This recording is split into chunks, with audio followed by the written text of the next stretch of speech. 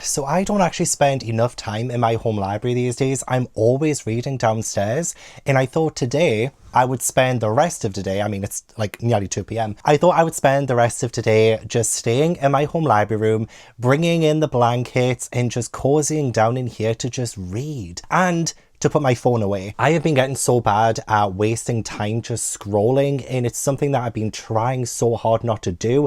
I even did the swapping screen time for reading time vlog last year, and while that helped for that week, it helped for that week alone. So I really do want to try and just stay in this room today, maybe put my phone on the landing and just don't look at it and just focus on reading. If you can see my screen time so far today, it is 2 hours and 39 minutes and it is 1:40 p.m. I was doing personal training this morning, so a lot of that is listening to music on the way there and back, and I also was watching some YouTube with breakfast, so it's like not too bad so far today, but I don't want this to get above 4 hours today, if at all possible. So I will be putting it outside, and I will show you the progress as well at the end of the day, because then you will also be holding me accountable. So if the screen time isn't really that bad today, then great, I actually stuck to what I said I was going to do today. And if it shut up, then you know that I didn't stick to what I said I was going to do. So we're going to close that for now. 2 hours 39 minutes. Let's hope I don't even have to look at it. It's currently on Do Not Disturb, so we're going to keep it at that. Yeah, let's just spend a cozy day in my home library. Firstly, let's make a coffee.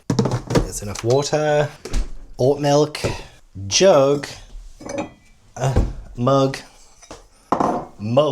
I have my coffee granules, and I like to get the ones from Amazon. There are some coffee bean granules. Oh, I can show you. These are the ones that I've been using for literally years, and I love it so much. So I've also got decaf for an afternoon so that I'm not having too much caffeine and it's keeping me up all night long. So I might end up making a decaf later as well. Then there.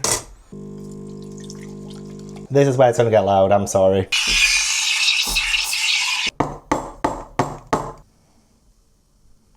Probably totally missed that, did you? Oops, my bad.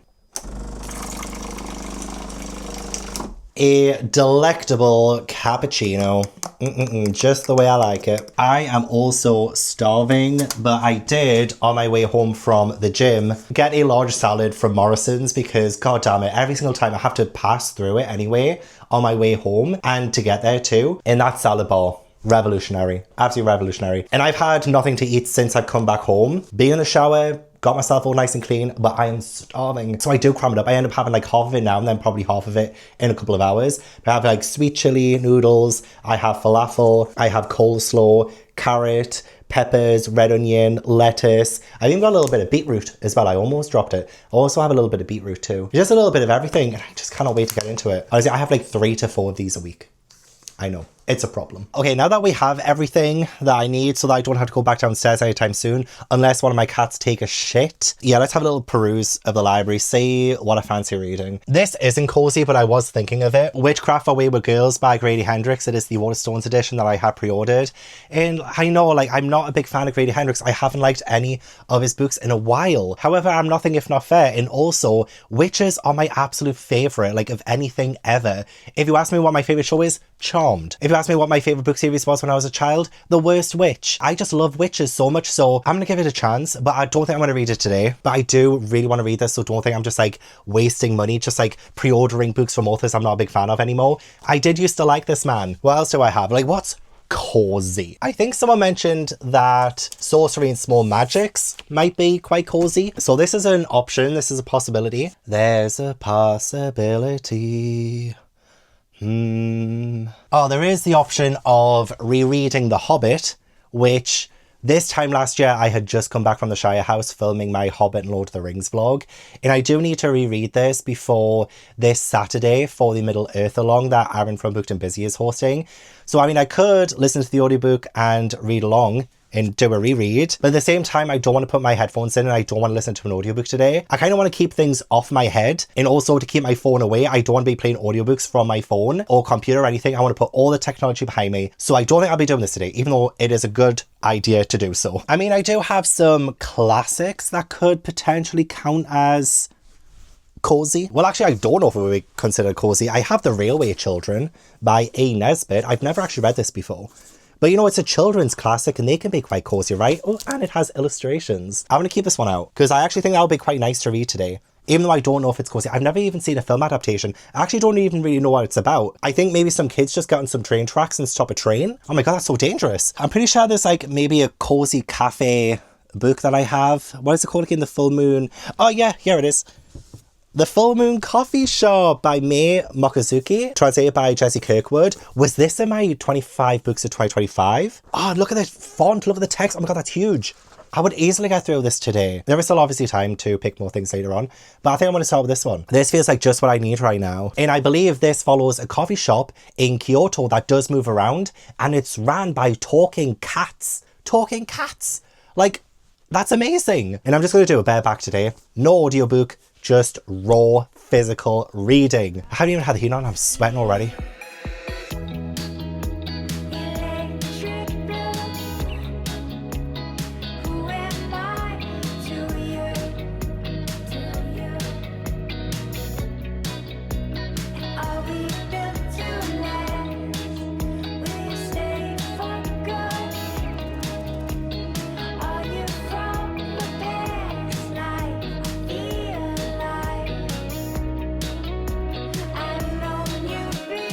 My coffee has just gone cold, so I feel like I should probably give you my very first update. This will be a spoiler-free vlog, by the way. I will only talk about brief little plot points, but I don't think anything that would spoil the story. So if you are worried that I might spoil something, don't. I don't think I'll be doing that today. But I am really liking this so far. I'm on chapter 4, which is page 55. I am flying through. Like, we still have daylight. I honestly cannot wait for it to get to around about like March, April, so that the daylight lasts so much longer. But yeah, this is so charming and whimsical so far. We follow Mizuki, and she is a 42-year-old woman, and she is a screenwriter. She hasn't had the best look in life. She was so popular during her 20s, but the years have passed and she's not been as popular. She had to like leave her job, and now she writes under a pseudonym because she feels rather ashamed and embarrassed by her fall from grace, essentially. She's also gone through a breakup, and she was in this relationship for a long time, and she doesn't really know like where to kind of go from here. And the Full Moon Coffee Shop is a place where people who have lost their way go, and I just love that idea so much. I love the idea that a lot of these fiction books that have been really popular in the past few years, like Before the Coffee Gets Cold, this one, it usually does follow people who have lost their way in life, which is, I think, so relatable to so many people. It's certainly relatable to me, and they almost always include a coffee shop too. And this one's so cool as well. It does appear on days where there is a full moon, and it can move around, and it is essentially run by cats. With Mizuki, she is told about it after feeling pretty low, and so she ends up going there on a whim. She sees this stuffed rabbit, well, she thinks it's a stuffed rabbit, and there's like a coffee cup on the table, and like when she turns back, it's like an elderly man, and then when she sees him turn into a rabbit, she's like, what in the world? What in the world? And I just find that so fascinating. I'm also highlighting in this book too, so I am making some notes. One thing I loved is when they're talking about life phases and relating them to planets in the solar system, and I love the one about the sun phase.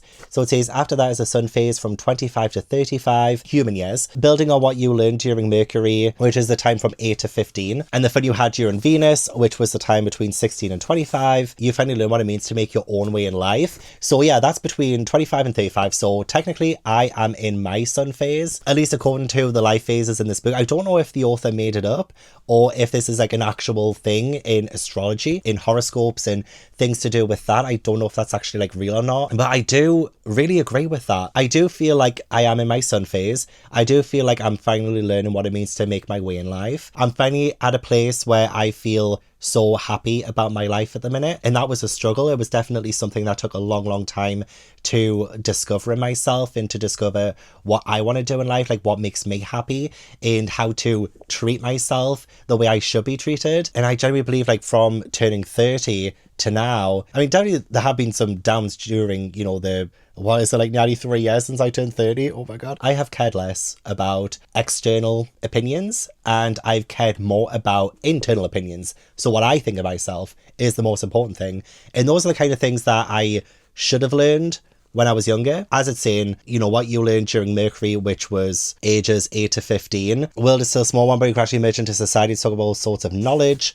And then the fun during Venus is when you start to notice your appearance and what it really means to have fun and learn to love. Things like that. I do feel like I've taken bits of everything I've learned in those different phases of my life. But now I feel like I'm in a place in my life where I can take those lessons and carry them into my everyday life, which is exactly what I'm doing. So I'm just really loving this so far.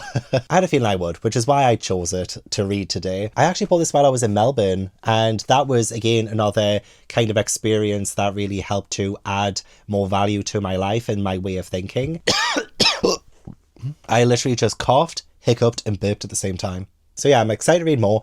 I didn't want to have to turn any lights on this early in the vlog, but I might have to start turning the fairy lights on and stuff, but that's fine. I also ate half of my salad box, and I'm sorry, I did have to use my phone during that. I hate eating in silence.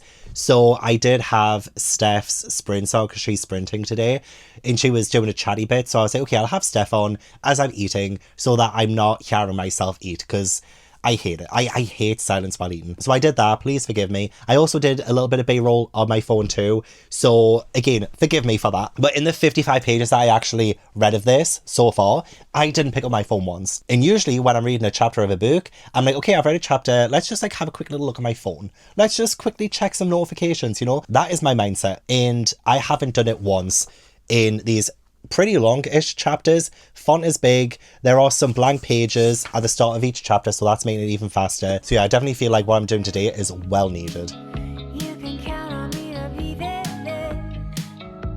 I travel far and wide to meet you. Tell me you're here for good this time. Fast and strong just like you. I know it's always been you.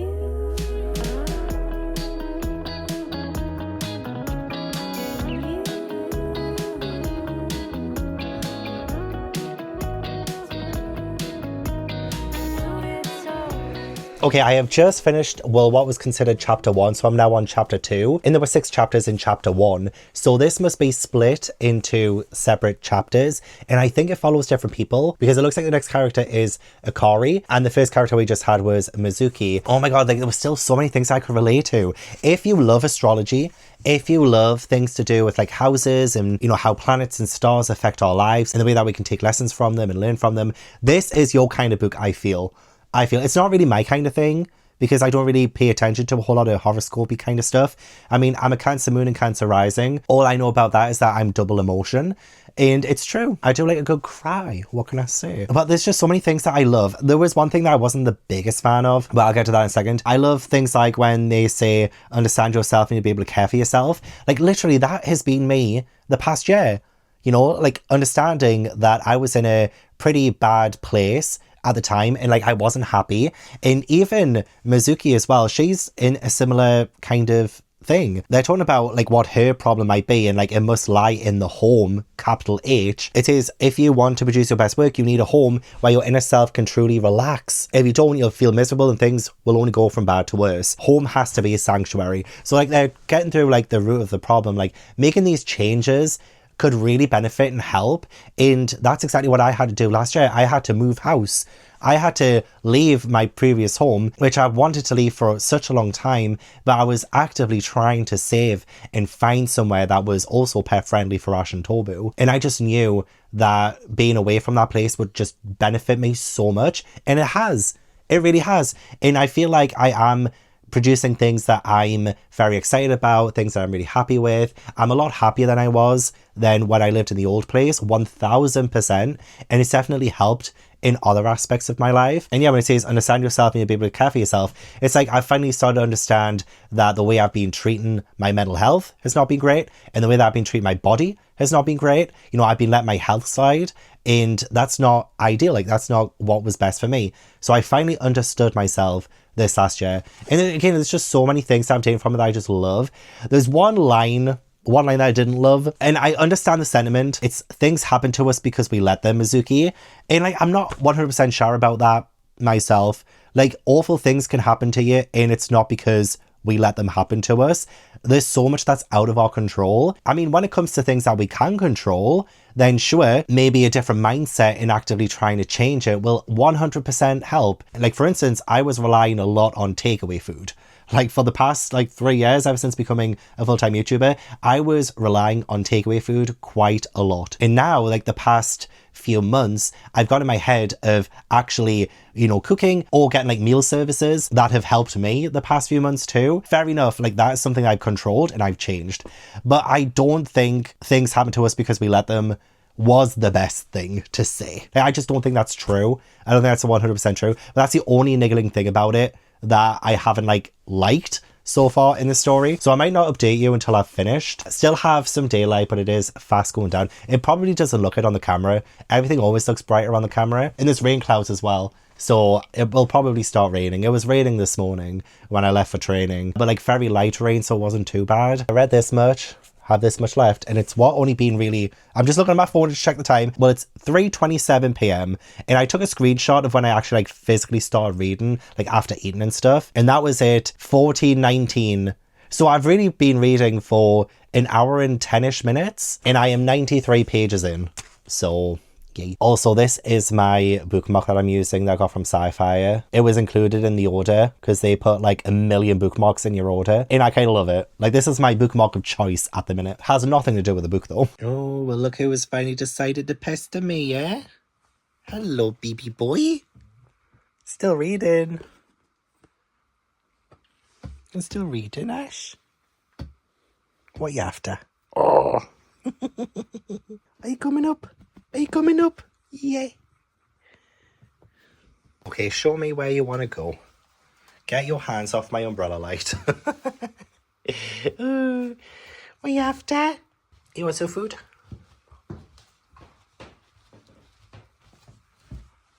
Hello, Tobu.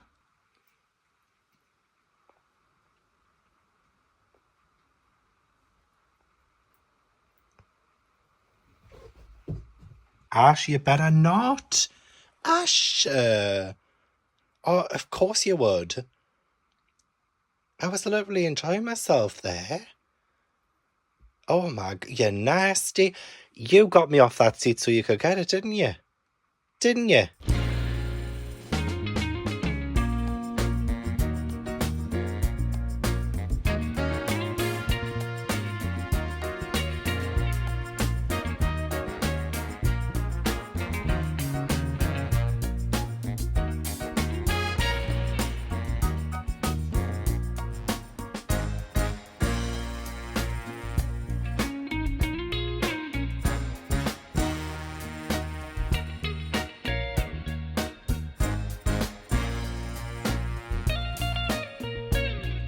Why, yes, this little shit is still on the seat. It is not even 5 p.m. and I have finished the Full Moon Coffee Shop, and I want to talk about it in a second. It was very astrology heavy, which I didn't realize. Stories like this do get a little bit repetitive when you have different characters coming into it, and while they're connected and it does make sense, you do end up seeing experiences for the first time. Sometimes backstory is repeated a little bit too, and so that can kind of affect a rating. So even though I related so much to so much of the things that's said in this, it is very wordy in the sense of giving motivational speeches and things like that, which is fine, but in a plot sense, it kind of felt like we were going back and then forward and then back again, and that's always the issue when you have different characters each on their own journeys discovering something. It was kind of the same with What You Were Looking For Is in the Library that I read last year. It is good. I did find comfort in this and I liked it, but I think 4 stars is where I'm at. Definitely not a 5, even though this spoke to me at the beginning,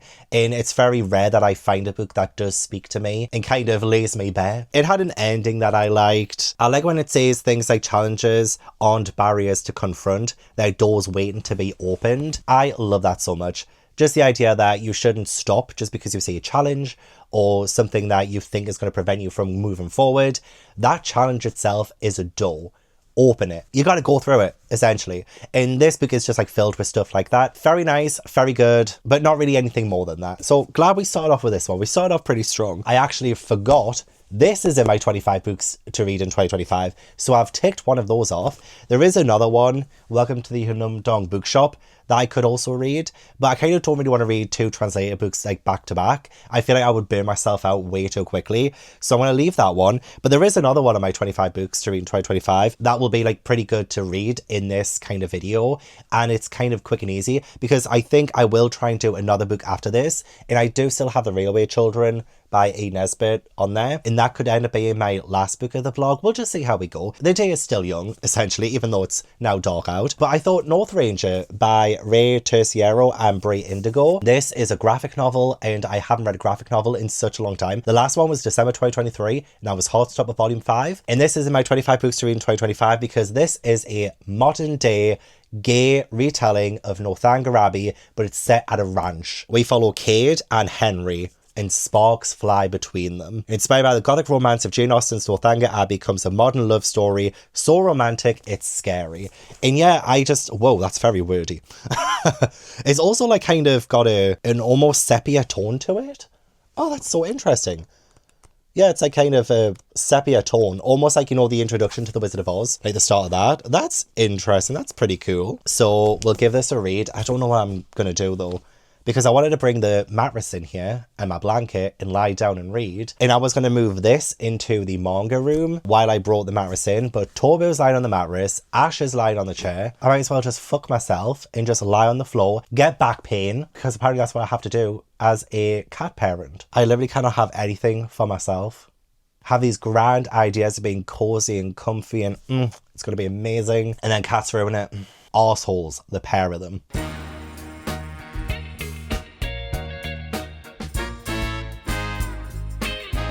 There was a knock at the door that disturbed Ash and Torbo, so that means the chair is empty so I can move it into the manga room, and the bed is empty so I can take it into my library room. I'm going to regret doing this tonight when I want to put everything back. This chair was supposed to live in here anyway. Like, this was supposed to be my reading chair for my reading rooms, but I ended up keeping it downstairs in the living room for my computer because I had nothing else. But this is exactly how it should have been-ish.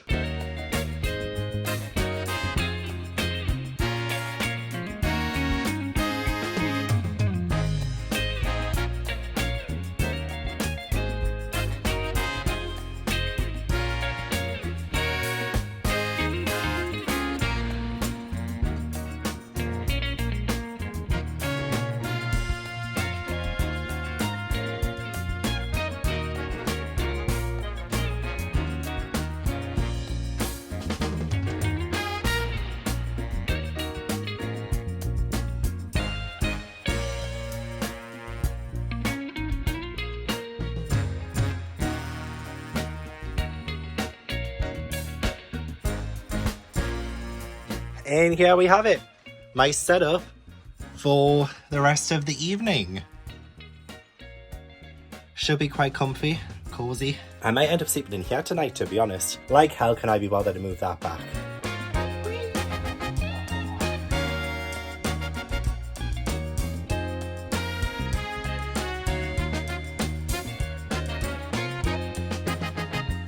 Okay, after all of that, I am absolutely knackered. And I'm also hungry. So I'm going to make one of my fried meals. I'm literally knackered. I'm sweating, hungry, not a good combo at all. So in terms of the fried meals, I have red Thai salmon, which looks quite nice, and smoky Baharat mango chicken. I might go for the salmon. These have been so delicious. If I have a code to use, like, this is not sponsored. If I have a code to use, I actually haven't checked, but if I do, I'll put it on the screen. And then you can also try it yourself if you want to. I love that they send 2 deliveries, like one on Wednesday, one on Sunday, so that you can have these so fresh. These are very freshly cooked, and then all you have to do is put them in the microwave or the oven. 3 minutes in the microwave and it's done. And absolutely no dishes.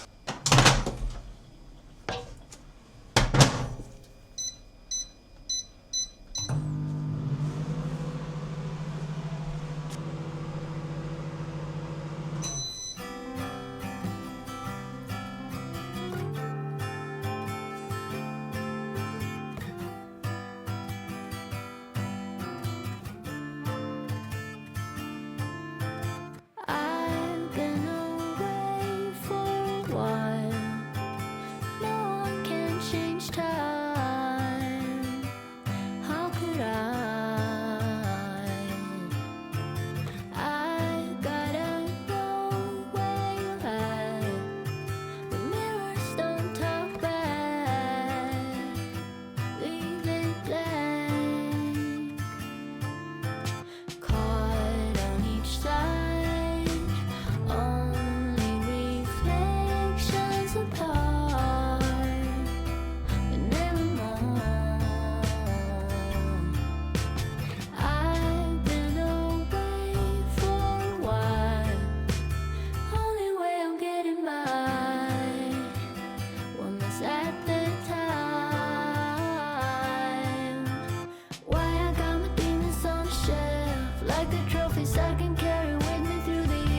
I'm too sick of myself.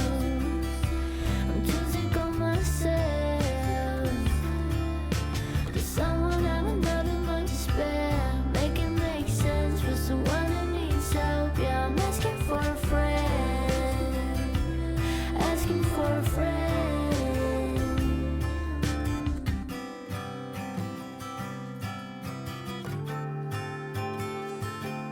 Asking for a friend who has gone off the deep end. I know it's late, but we said we would meet here. Why don't you come down? One little sip of air will do you good, and you better believe it. You've been shut indoors for no reason. I could use a friend right now. Can we be friends for now? Yeah. Heart on each side, only reflections apart, but never more. I've been away for a while. Only way I'm getting by was at the time. Why I got my demons on the shelf, like the trophies I can carry with me through the years. Yeah, I'm too sick of myself. I'm too sick of myself. Does someone have another mind to spare? Make it make sense for someone who needs help. Yeah, I'm asking for a friend. Asking for a friend.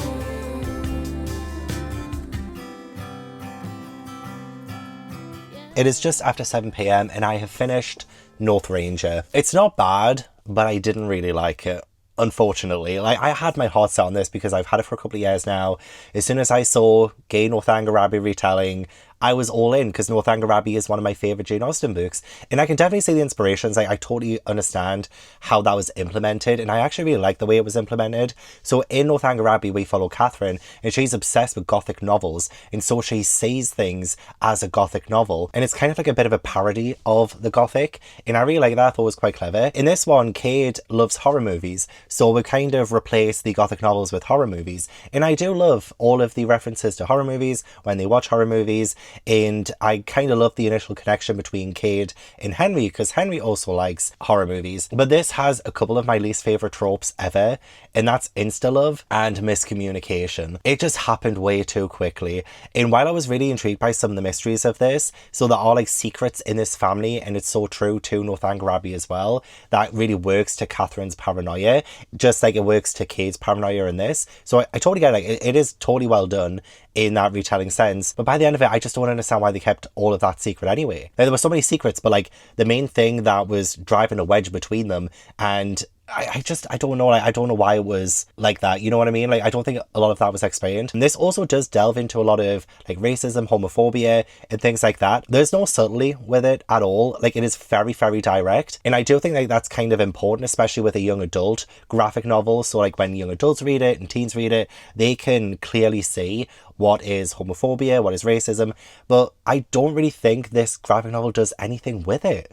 Really, like, we just have this barrage of, you know, homophobic people. Like, obviously they exist in the world, and it's very accurate to that, but with the level of it, like with the amount of times we see it, we just don't do anything with it, you know? It's just there. It just ended up making me feel depressed about myself, and I'm the kind of person now who is very proud of myself. I wasn't that way when I was a teen, so again, like, that's why I think that this could be so good for teens. And I'm not saying this is a bad book, that's the opposite of what I'm saying. I definitely feel like now in my life, when I see works like this and the homophobia is so evident and there isn't really a whole lot done with it, it just makes me feel bad about myself, you know? Decent enough story. I like the setup of it. I like the fact that we were going to this ranch, and there was even a place called Northranger that was like this big mansion kind of house, which was also like a little bit creepy. And there were some like scary-ish scenes, which I liked. And I like the initial chemistry between Henry and Cade, but it just went from 0 to 100 really quickly. And when I say 0 to 100 really quickly, literally they kiss on one page and then the next they're like acting like boyfriends. And it's just,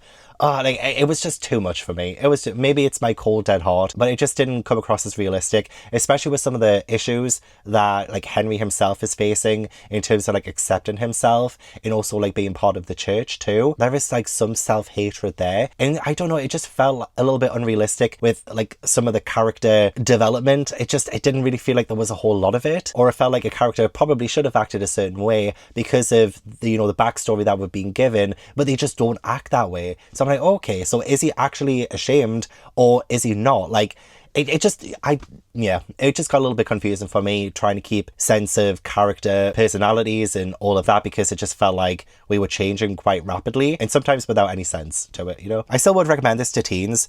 I wonder if my library, when they start accepting donations again, if they would take this, because they are lacking a graphic novel section. They have a couple of volumes of Heartstopper, but that's about it. So with that said, I may start The Railway Children next. I'm freaking obsessed. Actually, it's not even that long. It is 275 pages, and the writing isn't too bad. I feel like I could potentially get through this relatively quickly. I wonder if there would be an audiobook, but I can't really use my phone, is the only thing. I'm like, I kind of want to do something a bit shorter, to be honest. Like, it's getting on a bit now. I've already now finished 2 books. I don't think there's any other middle grades that I would fancy reading right now. I do fancy it, I think. Now I'm starting to doubt myself. Do I really fancy it? I do. But do I? I'm doubting myself. I don't think there is anything else that I would read that would benefit my cozy day/night in my home library. Because a lot of the short books are like horror or thriller. So I just don't think there is. No, I want to stick to The Railway Children. I'm sure it'll be great. I have just put the heating on as well, and the radiator's just behind my pillows, so it'll hopefully heat up my pillows and make the room like really nice and warm. I'll probably start sweating my tits off soon though. Also, can we please take a minute to appreciate all of my puff and cloth bound classics? Like, well, we'll put Railway Children back for now just so you can see it all together, but come on, they are beautiful. Aren't they, Tobu? Aren't they beautiful? They're stunning. Absolutely stunning. So it's probably best I do start reading more of these, because I ain't collecting them just to look at, I promise. Are you going to steal my place on this bed as well? Just like how Ash stole my seat before? Is that literally what's going to happen? Well, I'm sitting there, so don't move that, okay? And Ash is still just chilling on the seat. You do you, baby, you do you.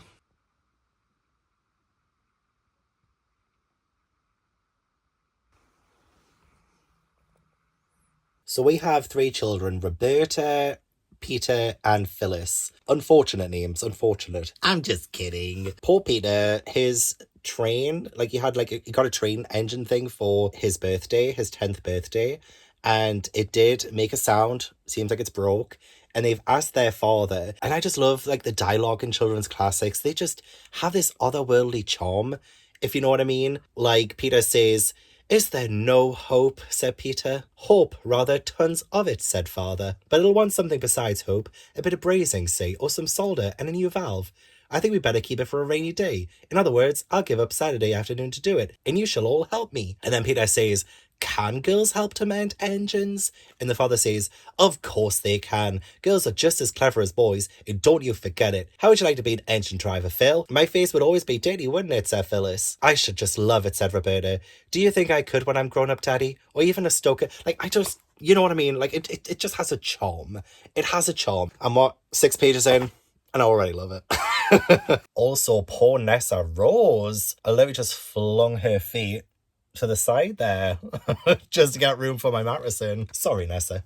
Nessa, yes, Nessa, I've got something to confess, a reason why, well, why I shoved your feet to the side. In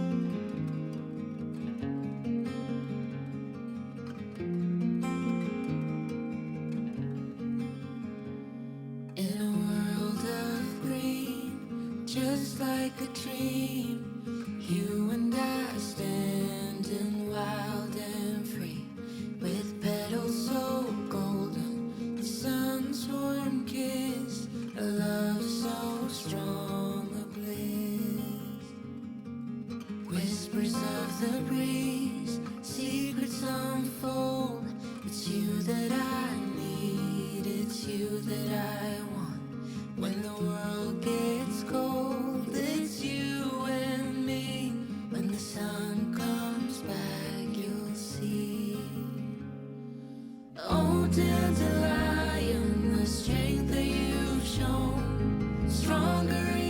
Okay, I have left the prison of my library room to make myself a decaf coffee. It's like nearly 9 p.m. and I am 103 pages into The Railway Children and I'm really enjoying this. Those kids are so thoughtful. They are so well mannered and like there's just such an air of innocence with this book and in the children. One of the reasons why I love reading children's classics, or at least some of them, a lot of them are problematic, so I don't love reading them, like The Secret Garden, but sometimes you really do get a window into the past with like the children and like how they're raised, the way that they talk. It's just so charming, so charming. Like these children are such dears, and in an age before mobile phones and iPads and the internet, the kids just have such vivid imaginations. I love that. Well, firstly, their father gets sent away and we have no idea why or what's going on at the minute. Like, I genuinely have no clue. I have no clue what's going on. And the kids don't know themselves either, but they move to somewhere called the Three Chimneys with their mother, and it's near a railway station. And so the kids, they do look at the trains that pass every now and then, and they are so imaginative. They give these trains like some names. They liken them to dragons. So like when they feel the train come out of the tunnel, one of them's like, oh, it's like a dragon flapping its wings. And I just love the imagination of them. I love it so much. I love how caring they are when their mum gets sick and they ask a random stranger who they wave at on the train every day. They don't actually know who he is. They just wave because they thought that waving to this train meant that this train was going to their father so that their father will get their love, essentially. It's just so charming. It's like so thoughtful. There's just so many good things to say about it, honestly. This, I believe, was written in the early 1900s. And even though that was, how long ago now? Like nearly 120 years ago?